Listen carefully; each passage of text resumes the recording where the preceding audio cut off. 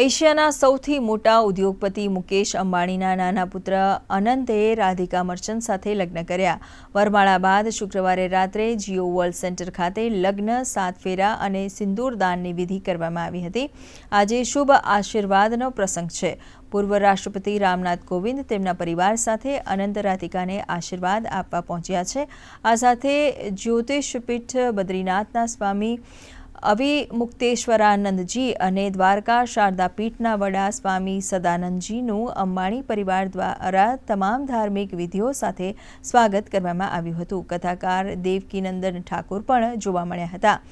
અંબાણીએ સંત સમાજ, યોગ અને આધ્યાત્મિકતા સાથે સંકળાયેલા ઘણા મહાનુભાવોને સમારોહમાં આમંત્રિત કર્યા છે. યોગ ગુરુ બાબા રામદેવ પણ આશીર્વાદ આપવા પહોંચ્યા હતા.